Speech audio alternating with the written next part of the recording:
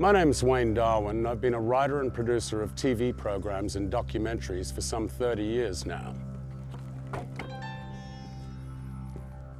My work's taken me around the world and face to face with everyone from kings to presidents and princesses to movie stars, and from stark reality to the mysterious and inexplicable.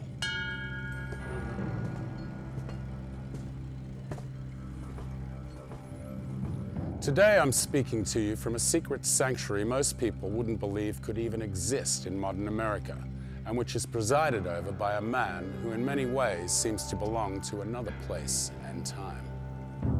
This is the secluded retreat of the Order of the Temple of Astarte, a magical lodge hidden in the wooded hills of Southern California, where some still practice the forbidden rites of Solomon and Merlin.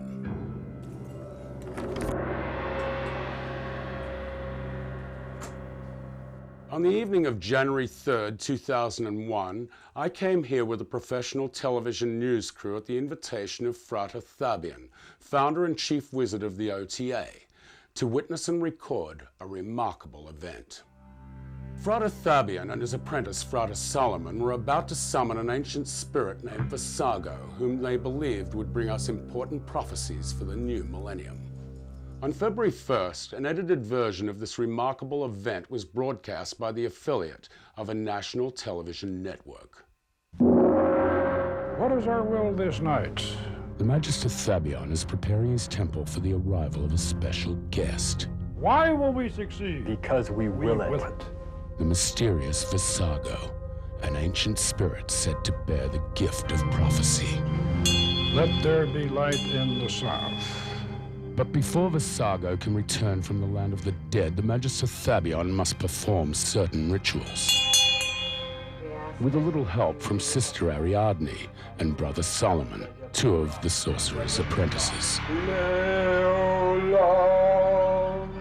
The first ritual is said to summon the four archangels, Michael, Gabriel, Raphael, and Ariel, to protect against any evil that might enter herein.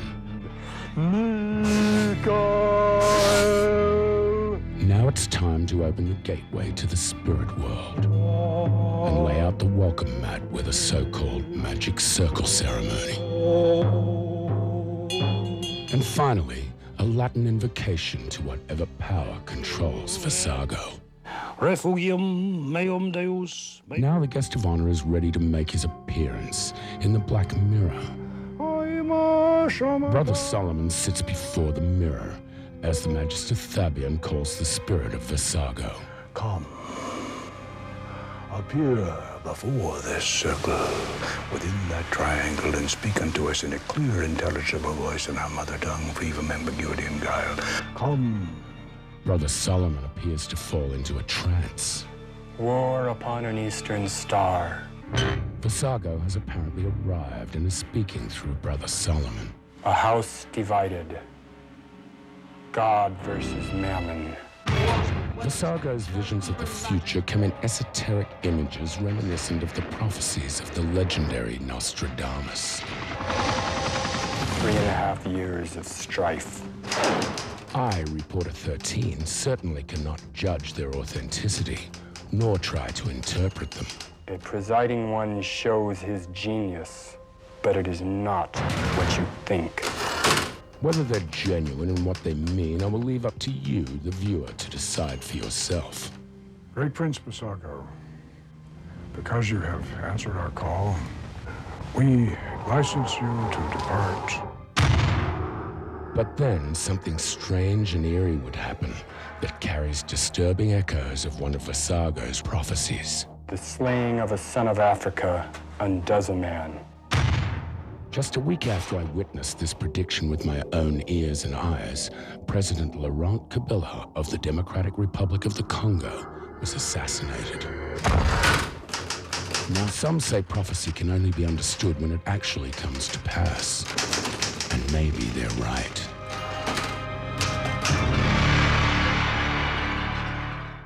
It was my job as an investigative reporter to put these modern-day wizards to the test. They had no idea of the questions I would ask, nor did they have an opportunity to rehearse their answers. Well, this is the Rivendell Temple of the Order of the Temple of Astarte. And the Order of the Temple of Astarte, or OTA, was founded in 1970 and has been in operation ever since. And we think we're the oldest continually operating ceremonial magic lodge in the United States. What is it that you do? Well, ceremonial magic is a medieval system of what you might call esoteric psychology or esoteric magical practice. It's somewhat similar to the tantric work that is done by the Tibetans and the Hindu tantrics in the East. And it is magic. And magic, as we define it, is not pulling rabbits out of hats or creating illusions. Magic, in our ancient way of looking at it, is changes of consciousness in accordance with the will. In other words, we use the power of the imagination to bring up the ancient gods and the ancient goddesses and make them work for us in harmony with nature and with the universe. So, Do you call yourself what you do? It's difficult to put a name on it, but for the general population, I'll use the term pagan. If someone wants to delve a little bit deeper in, I'll say I'm a practitioner of Solomon's magic, and that puts it in a little different light because it puts it in a whole Judeo-Christian framework a little bit more. What is it we're going to see tonight? well, tonight we're going to call up an ancient spirit named Visago.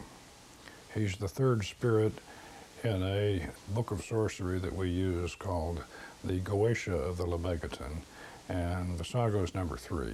How old's Visago and what's the history? He's one spirit I have not been able to locate the origin of. I've studied Biblical Hebrew, and his name just doesn't show up with anything I can piece together in my lexicon.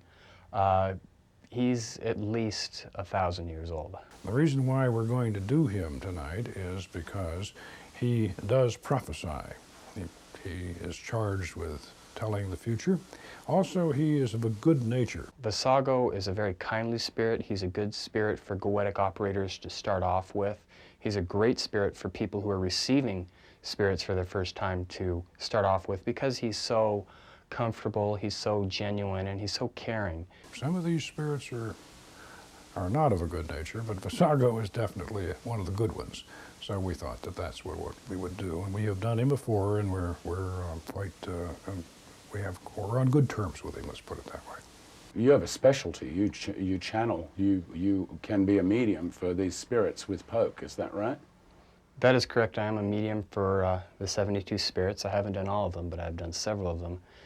And it's a very powerful, empowering spiritual experience every time I do it. You'll always learn something from an operation and get more connected to that positive energy that spirit has to offer you.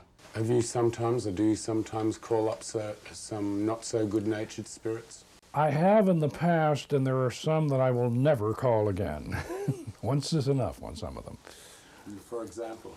Well, I don't want to mention the names because, you know, if I mention the name of one of these really evil entities, immediately there are some unwise and perhaps foolish people who will immediately run out and try to do it. So it's better perhaps that we don't mention the names, but let's just say that they are some of the names that if I did mention, anyone familiar with demonology would immediately recognize them. What experiences have you had with these not-so-nice demons? Well, I remember one time when I was first getting started back 32 years ago, and I really wasn't sure of my abilities to do this sort of thing. And I had a priestess at that time who was a very, very bright woman, and she was in a doctorate program at one of the biggest universities in the country. And she had a very analytical mind. And she really wanted to do this particular demon, and I won't mention the name of the demon, but it was a real demon, and she really was anxious to do this demon.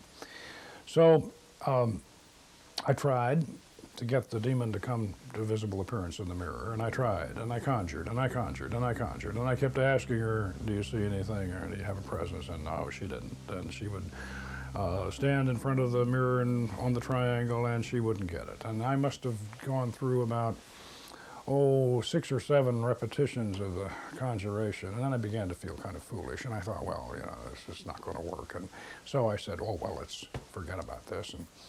And so we went to, we shut the door. I just walked out of the circle. At that time I didn't even, I was so disgusted and so disappointed with the procedure that I didn't bother to do a closing pentagram or to close the circle or to banish the spirit or anything like that. So we just left. And then 3 hours later, she grabbed me out of a sound sleep and sunk her fingernails into me and woke me up, and she was staring up at the ceiling, and she said, there he is. And I had to drag her back into the circle, and we had to exorcise that spirit. And what did you And that made from then on out, that made me a believer. How long have you been doing this? I've been doing this about 2 years. How long did it take you to learn how to do it? It took me about 6 months before I was at the point where I could start doing Solomon's magic with a goetic mirror. You studied under Pope? Yes. What is the purpose for calling some other spirits? Give me a couple of examples. For one thing, one of the spirits who unfortunately has a bad reputation in medieval terminology turns out to be the patron goddess of our temple, Astarte. And she's supposed to be the demon Astaroth, but actually she is the goddess Astarte, and Solomon was quite enamored of Astarte, as you may remember from the Book of Kings. And so we call Astarte to visible appearance because she inspires us and is, as I say, the patron goddess of our temple. So she, you might say, is our magical religion. She and her consort, Prince Baal. We follow the Canaanite tradition. Solomon's magic is very dear to me. According to Irish legend, I'm a descendant of Solomon, so that gives me a nice connection to it. And as far as the angels are concerned, my parents said they're inspired to name me Michael, and I was born on Michael's holiday that they didn't know about. So I feel a connection to Michael, who's the archangel of Solomon, and to Solomon himself. That's my magical name, Frater Solomon. You'll notice interesting things like this will actually happen to pop up all the time when you're in magic. And you'll notice things about yourself, little coincidences, that sort of put you into Solomon's framework. In my case, I feel connected to Solomon and Michael the archangel. And this art is very special to me because I'm so connected to it. And it's a form of worship. Yes, it is. It's my way of worshiping God. How can they help you? They can help you by inspiring you, your creativity. They certainly aren't going to help you win the lottery, or well, they might, but I mean that's not the purpose, is to win the lottery or to be successful in the stock market. We don't do it for that reason. Magic is what you might call a spiritual art form. It's like spiritual grand opera. We have poetry, we have music, we have drama, we have beautiful sets and costumes, and all of these combine to inspire us. We use the same sort of inspiration that you would get at a good church service, the same wonderful patriotic feeling you'd feel at a parade. These emotions are what we use to galvanize us spiritually and to stimulate our creativity and enrich our lives. Is it a form of worship of God? Worship enters into it, but as something that you choose to do to get the benefit of it. The Easterners have a term for it called bhakti yoga. It means the yoga of worship, but yoga is a system. So if we worship a deity, a goddess, or a god or something like that, we're doing it for a purpose, not because we're in awe of this or that we're groveling at the feet of this deity. No, we use worship, and we believe something we choose to believe, not because we have to believe it. We choose to believe it in order to achieve a purpose. Is this another way of a worship of God, or is God not a word you would use? In our philosophy, in the Hermetic philosophy, God in his or her highest essence is ineffable. You can't understand or even conceive of God as in the highest form. And in fact, we don't conceive of him as being judgmental. We think that in his highest essence, he simply is, and we can't define any further than that. So you might say that we believe in one great supreme power that is ineffable and is in everywhere and flows through us, and the best way to define it is to call it love, because love is what holds everything together, and if it wasn't for love, the whole universe would fly apart. So God is love. This is true, and for us, and we see God as an overall, all-encompassing power that flows through everything. But we also see, in a differentiated form, we see his angels as messengers. We see the pagan gods and goddesses as personifications of forces of nature, and so we have a whole plethora of entities, and even down into the elements, where we have the gnomes and the earth, and we have the sylphs in the air, and we have the undines in the water, and then we have the salamanders in the fire. So we personify all of the elements and everything. We have a little entity of some kind or another, or a big entity for everything. What's your reaction to people that say you shouldn't do this stuff? That standard. Well, that's a great question to ask. Anyone who says this is a cult, I don't really feel a need to argue with them, because anyone who uses the term cult is someone who's expressing themselves subjectively. Anyone who calls someone else a cult is basically a worshiper of hate themselves, so if they want to worship hate, as far as I'm concerned, that's okay. What do you say to people that call us evil and you shouldn't do it? I would say that evil is in the eye of the beholder. And what is evil for one person is interesting and challenging for someone else. But it's been my experience after 32 years of doing this, that the people who seem to be the most affected by these upwellings of evil, or these invasions of evil spirits, or these possessions, or what, they seem to be the people that are the most fundamental and the most restricted and the most afraid of anything new or different. They're the ones that are affected by it. Those of us who have a more philosophical, broader, and a more tolerant view of these things, we seem to be able to handle it a little bit better. The more traditional worshippers, whether they be Christian or Muslim or whatever, how do they perceive what you do generally? I think that they probably think that we are eccentrics at best and satanic at worst. And then in between, there's probably an area where they're largely disinterested. But I do want to say that no, we are not Satanists, and of course, but eccentrics, yes, romantics, certainly, but not Satanists, because Satanism is a counter-religion, at least in my opinion. And if I wanted to worship a demon, I'd certainly have my own demon. I wouldn't have somebody else's. But actually, we don't want to worship demons.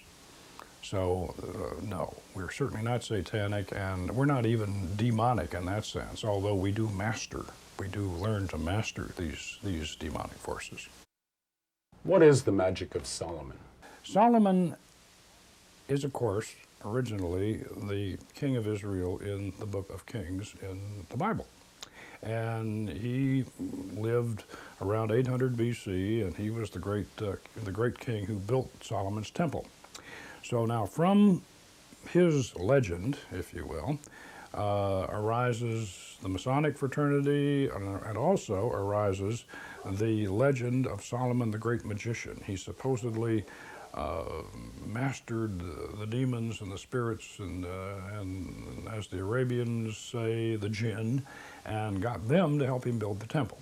So that's where his legend as the master of the sorcerers. He's also built a temple to our patron goddess, Astarte. So that's where we have the connection with Astarte.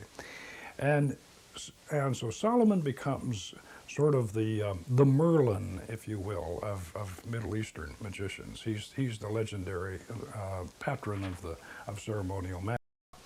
Solomon was used as a pen name during the Middle Ages for writers who wrote books like the Lemegeton and the Greater Key of Solomon. These handbooks of magic were attributed to Solomon for two reasons. Number one, he was the great magician, the legendary magician, and number two, these people were afraid to put their real names on the books because they'd get burned at the stake.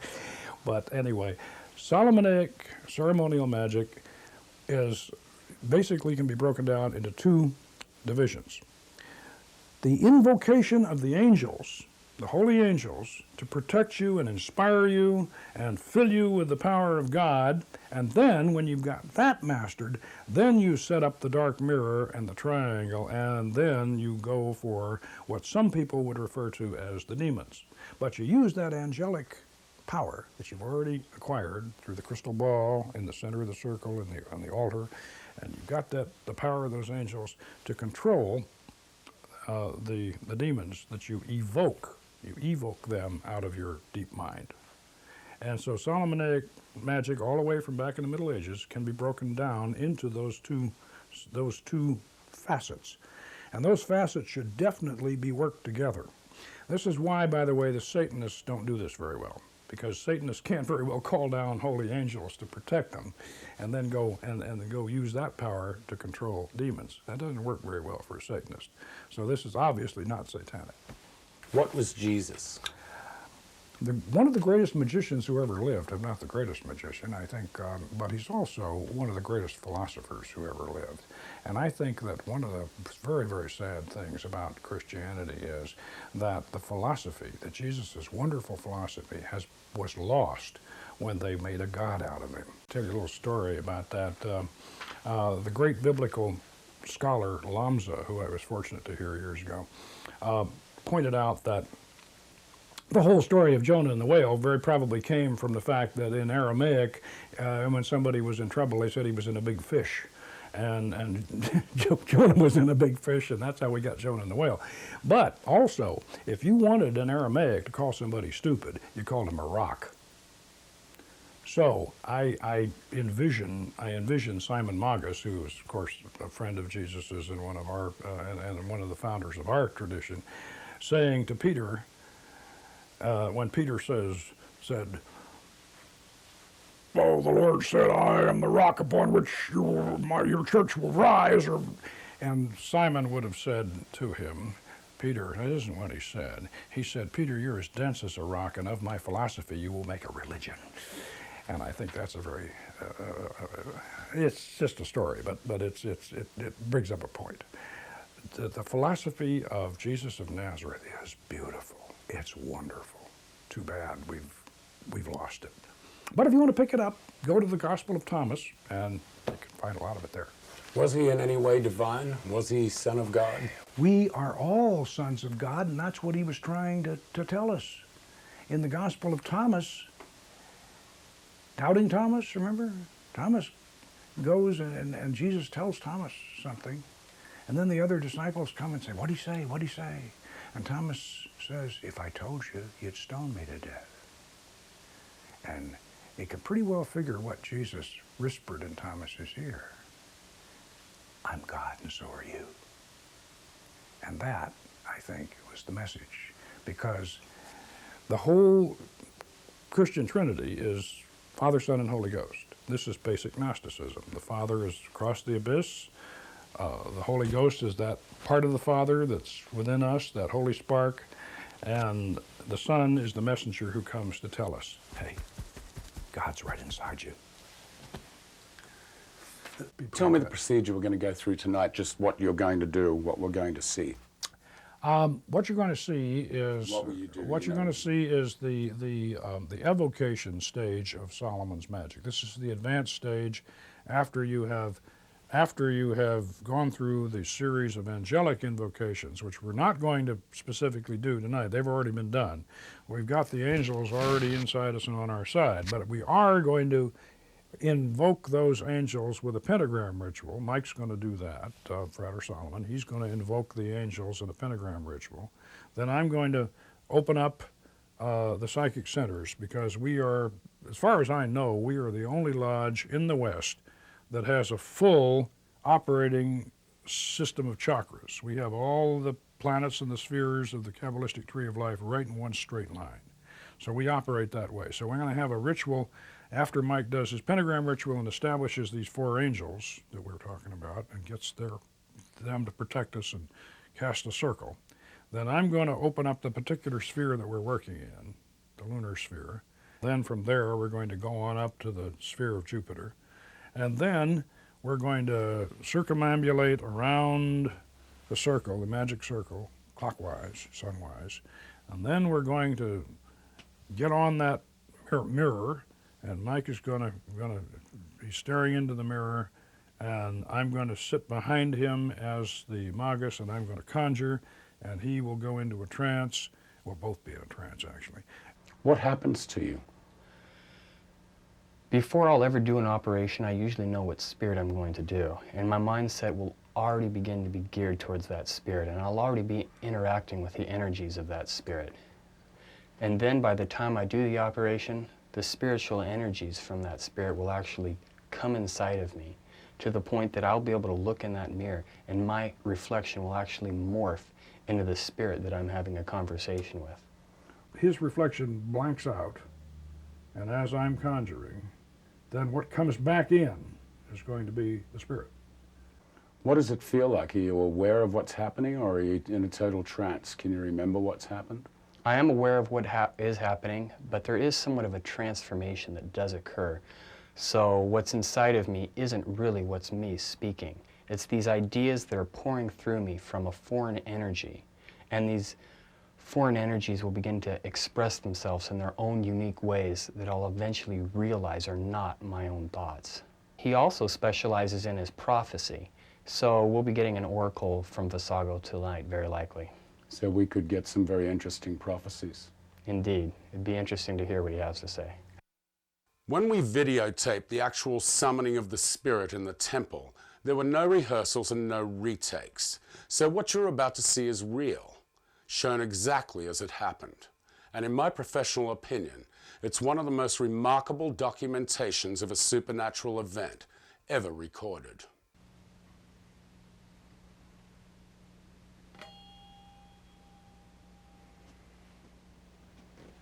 The name of Raphael, Lord of the air, master of the twice-forged sword, let there be light in the east.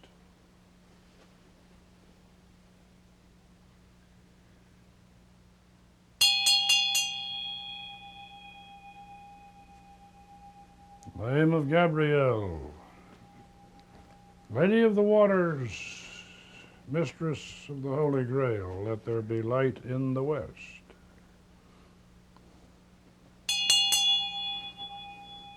The name of Michael, Lord of the fire, master of the sacred lance, let there be light in the south.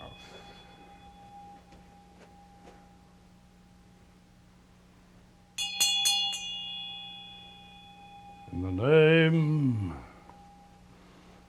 of Oriel, Lady of the earth, mistress of the brazen shield, let there be light in the north, and upon the shrine of Our Lady Astarte.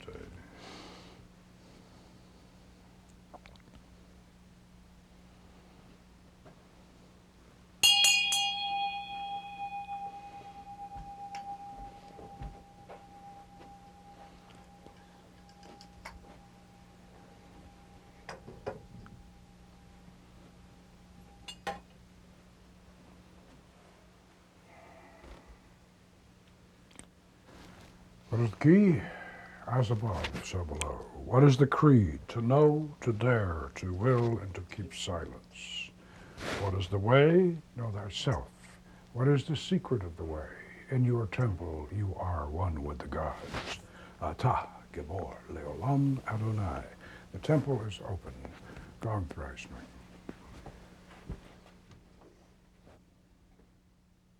Mike.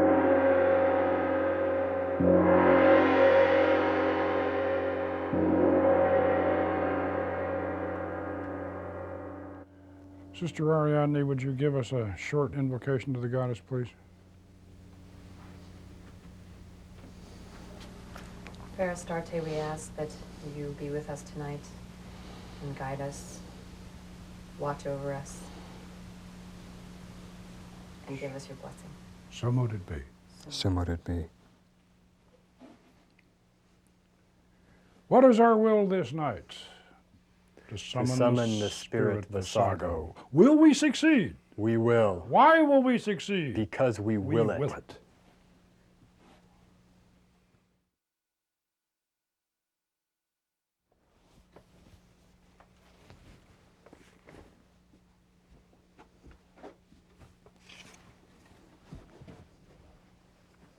Ata, Malkuth, Vegebura, Vegedula, Leolam. Om. Amashao.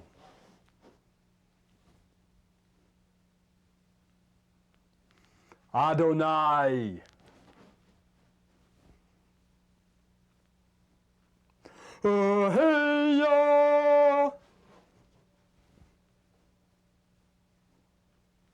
Agila.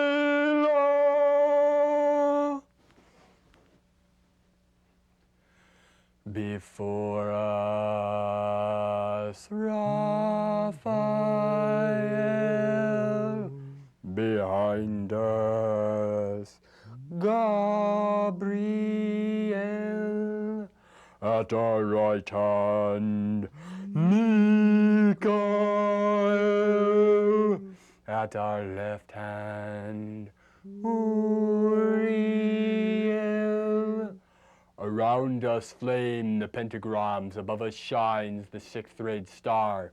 Ata, Malkuth, Vegebura, Vegedula, Leolam. Om.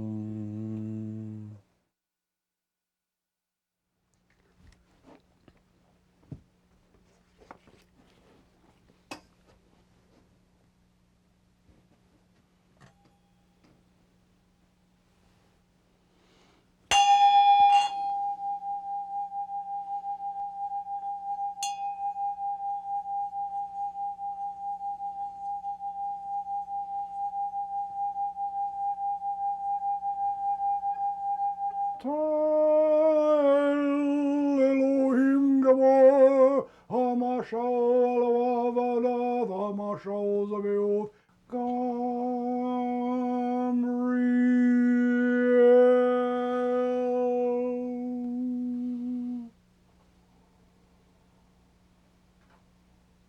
Michael, Raphael, Chamiel, Zadkiel.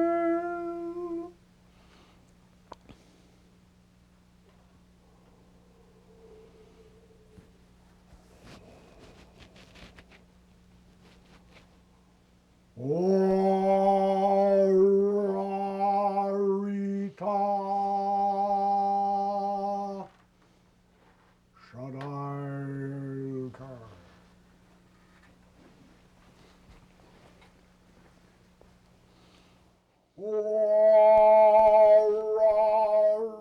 Orarita Shadailka. Orarita Shadailka. Orarita Shadailka.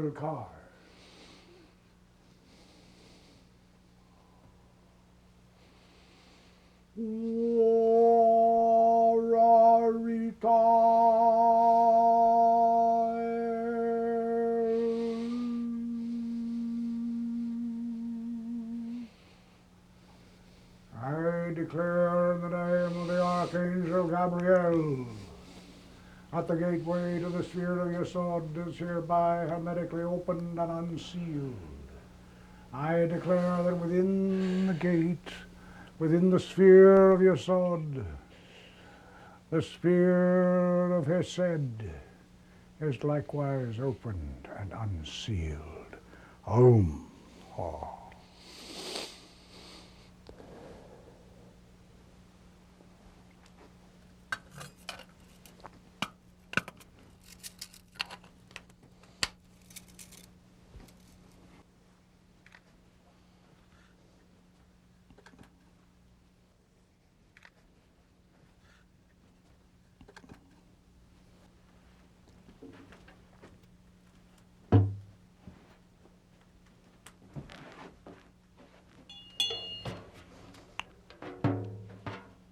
Let the mystic circumambulation commence. 4 turns Deosil in the sphere of his set of Yesod.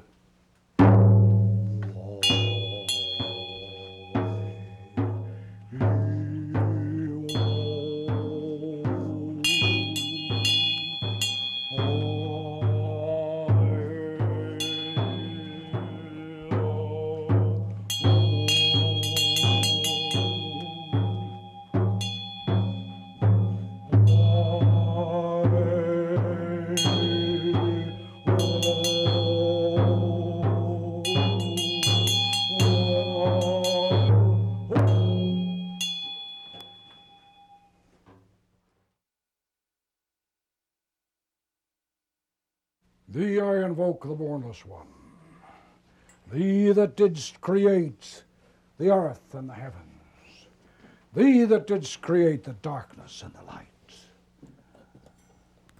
Thou art Osiris, Anopheris, Osiris the beautiful, whom no man has seen in any time. Thou hast distinguished between the just and the unjust. Thou hast created the seed and the fruit. Thou hast made us to love one another and to hate one another. Thou hast created the moist and the dry and all created life. Thee I invoke, terrible and invisible God, that dwelleth in the void place of the Spirit.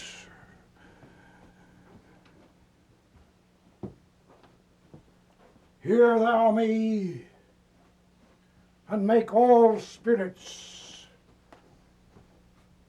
come unto me.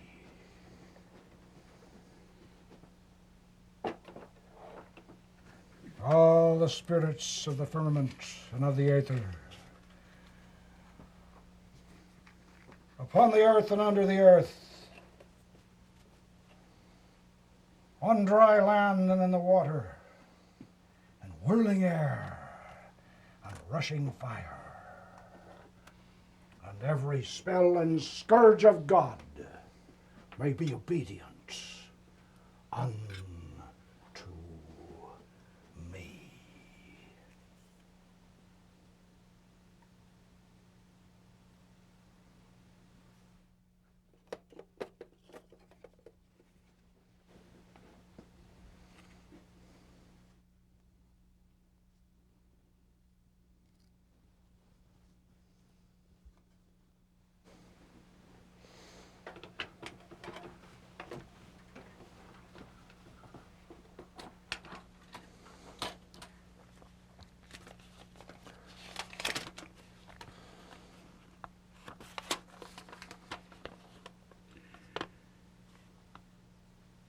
Dicam Domino susceptor meus et tu et refugium meum Deus meus separabo en sum sitiael.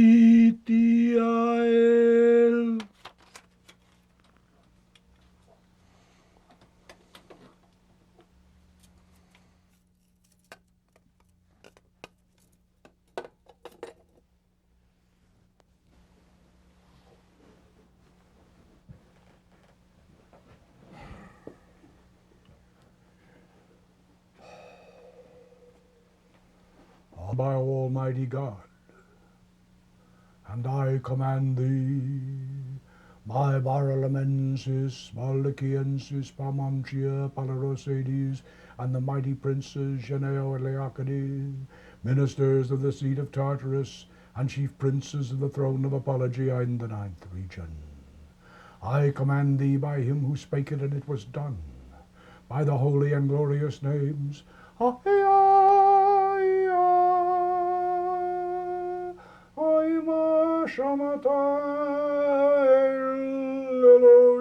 Gabor, Elohim Zebaoth, Shaddai El-Kai Adonai Haaretz, Sandal Pon Gambriel,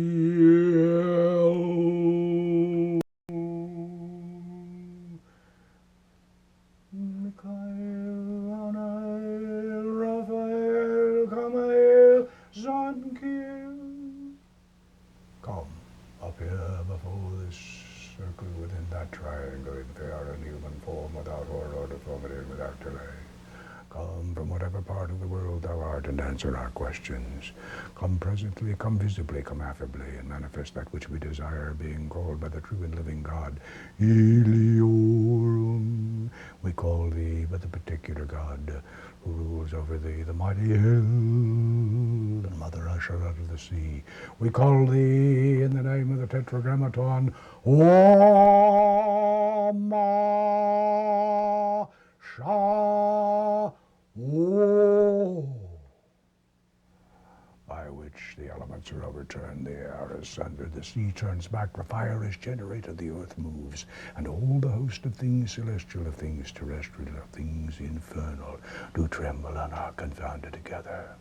Come, appear before this circle, within that triangle, and speak unto us in a clear, intelligible voice in our mother tongue, free from ambiguity and guile.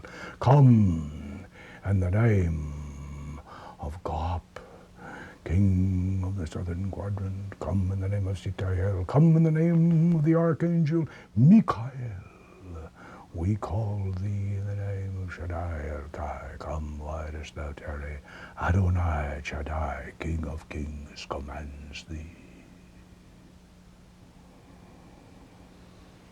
I call thee, Spirit Visago, strengthened by Almighty God, and I command thee by Barlamensis, Baldachiensis, Paumantia, Apolloros, Sades, and the mighty princes Geneo and Leocades, ministers of the seat of Tartarus and chief princes of the throne of Apologia in the 9th region. Come, in the name of Tetragrammaton, Ma Sha O. I am here. We welcome you, Spirit Visago. We give you sweet incense and good entertainment. We welcome you to the temple, and we ask you to be ever with us in spirit. Would you give an oracle for the new millennium? Can you tell us what lies in store for us in this next few years? As you wish. War upon an eastern star. The King of Oils joins the Union. 36 items of note. A house divided. God versus Mammon. Mammon claims to be God, and God is called Mammon. Fiery scandals are covered by a deluge. 3.5 years of strife. A presiding one shows his genius, but it is not what you think. The slaying of a son of Africa undoes a man. The son of the South, in truth, is the son of the North.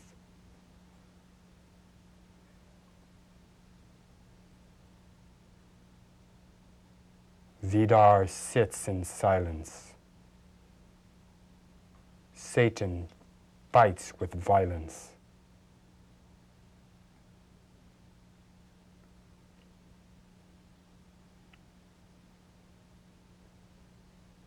What is hanging by a thread is saved when the snake is shed.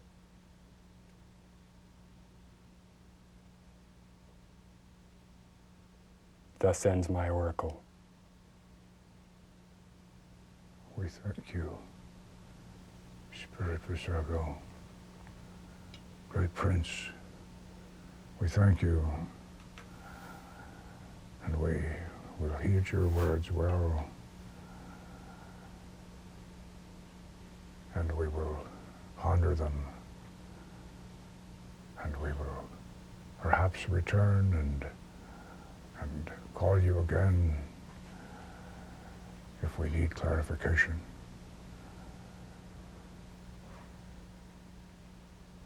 Great Prince Visago, we ask you to give your blessing upon us here and all who hear these words, but even though they are dire portents, if we are in tune with the current of the new age of Aquarius, Leo, the new age of the Grail, we ask you to lead those of us through this maze. Will you help us through this coming maze? Yes. A period of growth, and then the era of peace. Growth cometh not without pain. Would you impart more to us?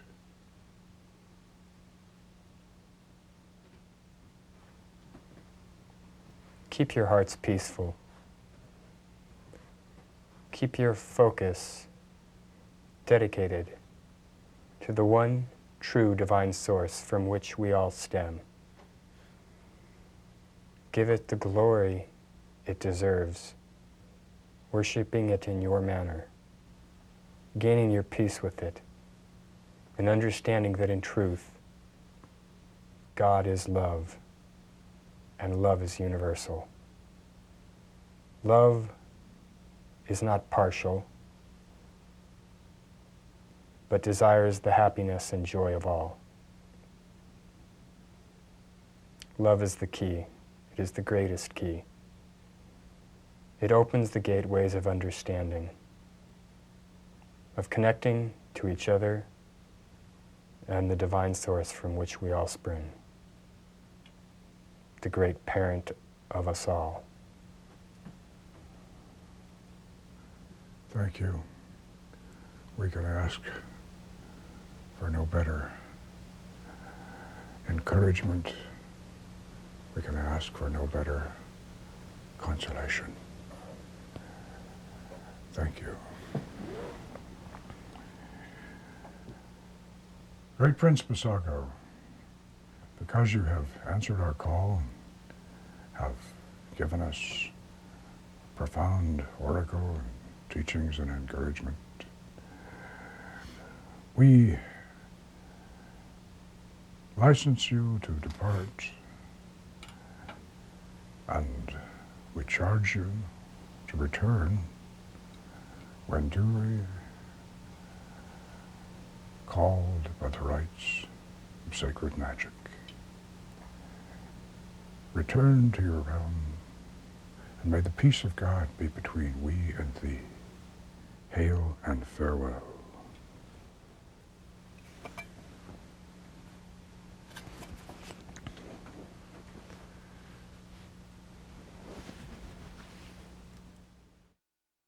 I'd never witnessed anything like this before, and had more questions for Frater Thabion and Frater Solomon.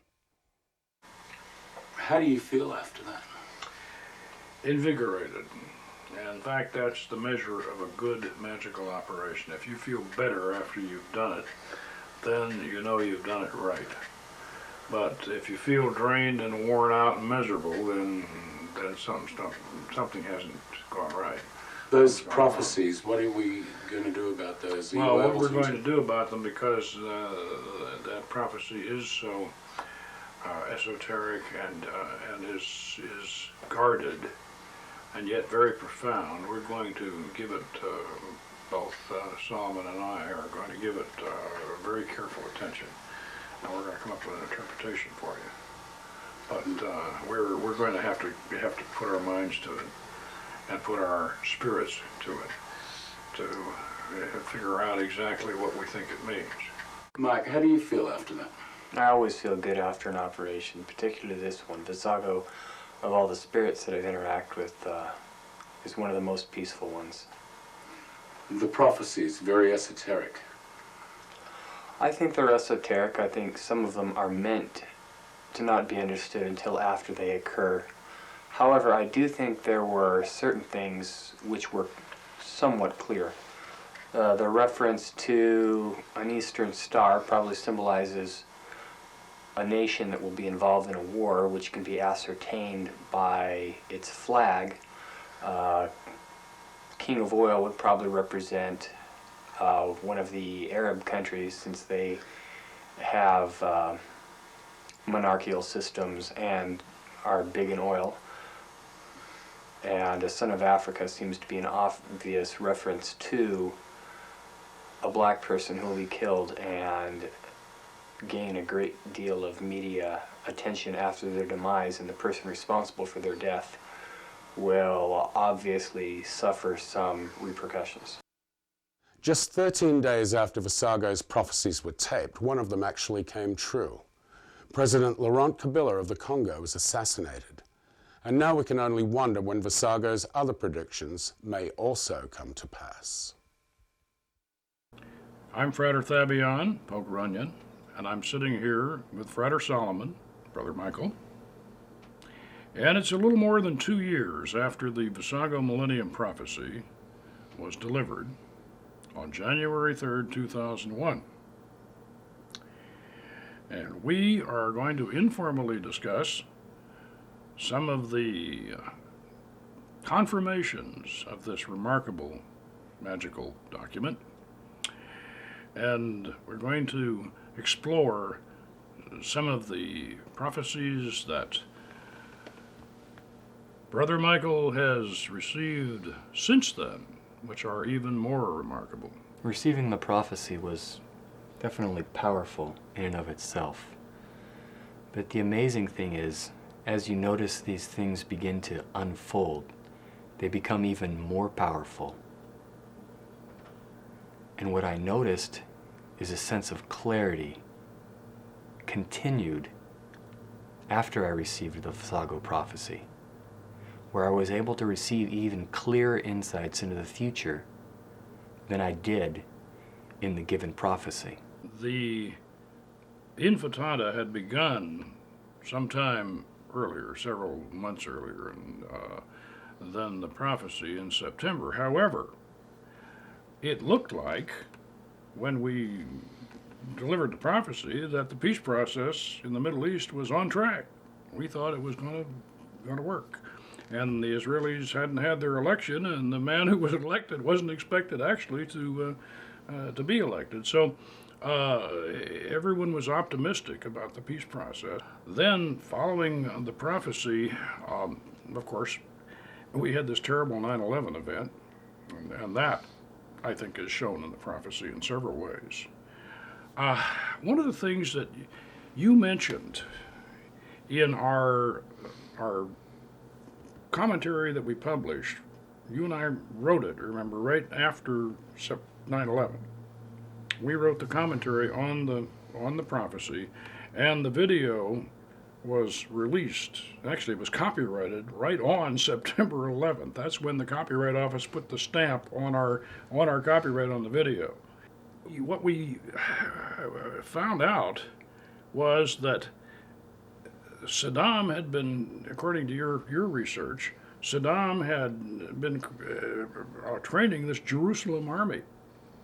And you saw this in Time or Newsweek or one of the national magazines and picked it up. And then we come to find out after the war in Iraq that yes, this was confirmed. The GIs picked up dozens of these suicide vests, these suicide bomber vests that these people were using. But now, since GIs have found so many suicide vests coming outside of Iraq with plain evidence, it's now very clear that there's a much stronger connection between Iraq, terrorist groups in Syria, and the struggle that is occurring in Israel currently. And I remember that you mentioned that in our original booklet. Now, thinking just simply upon war upon an eastern star, something is readily apparent. The Israeli flag has a huge star on it. And Middle East, obviously, we're talking about right smack in the center of the Middle East. War upon an eastern star clearly denotes Israel as a target upon which war is being waged. In my Kabbalistic analysis of your final pronouncement, what is hanging by a thread is saved when the snake is shed. If you recall, we didn't quite agree on that one, but here, the key to all of this peace process in the Middle East is the solution between the Israelis and the Palestinians, to give the Palestinians their own sovereign state. And it appears that we had to solve this problem of the Jerusalem army first before that could be done. But now that that seems to have been taken care of, we notice that our President and the Secretary of State are back to strongly pushing for a solution to the Palestinian problem. And this is what I predicted, basically, that this would be the only way that we would eventually stop this terrorism. Some other fascinating things that showed up were other aspects of the prophecy that we should touch on as well. Beyond the 36 items of note, which I haven't seen a clear fulfillment of at this time, one thing that is definitely much more of note than people realize is Mammon being confused with God. Now, Mammon doesn't just represent capitalism. It represents both the British and the American establishment. This is the tradition of who Mammon is. And right now there's great confusion in the Anglo-American world about how to worship God and what the correct way of dealing with this is. Moving on that and allowing you to ponder with that, there are some other things that are also of interest within the prophecy. One of the major things is the slaying of the son of Africa, which undoes man. The question is, who does this man undo? We knew 13 days later that Kabila was assassinated right in the heart of Africa. But how did this serve to do anyone's undoing?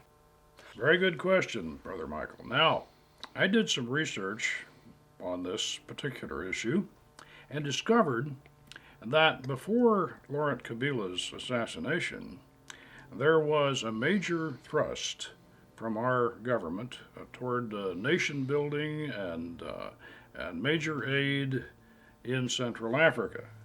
And apparently, after Laurent Kabila's assassination, that whole program just seemed to disappear.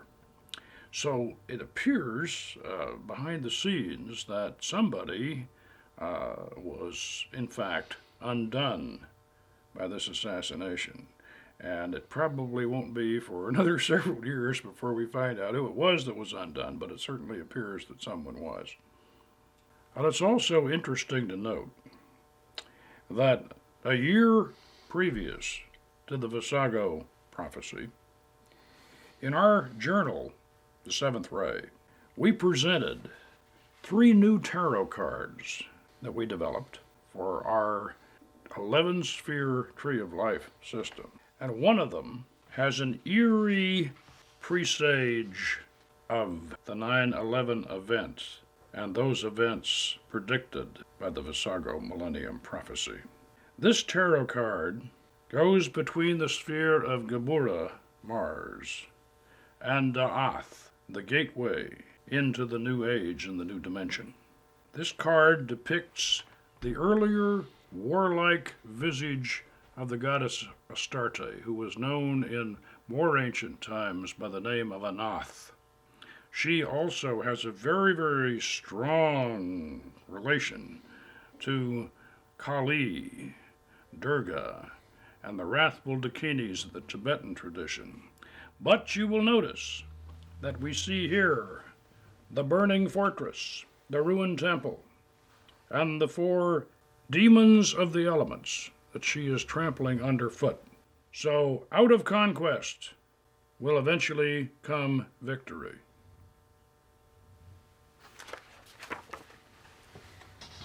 Visago continued from that point to give me further revelations and insights. I didn't push to publish these, but now it looks like that's going to have to happen. The following year, on January 19th, we went in and received a new operation, which made it clear that I had to give out what I had received. This was the message that I acted as operator for, and which Frater Solomon received through Visago. Allow your mind to place itself in front of that mirror as you experience our experience. I am here. Greetings. Do you have an oracle? The one who treats time as though it were space shall find his undoing.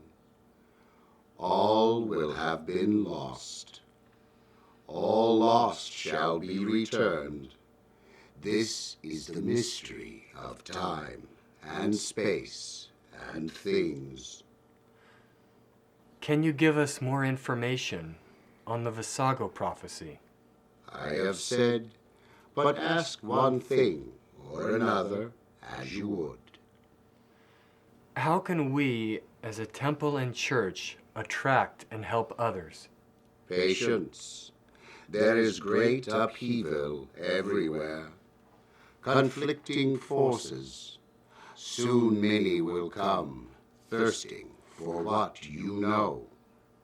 Any further words of wisdom about you and your nature, and us showing proper respect? Simple loyalty. Is there anything further before we bid thee adieu? Not at this time. Depart. Hail and farewell. My interpretation of Visago's second oracle, small and short as it was very important.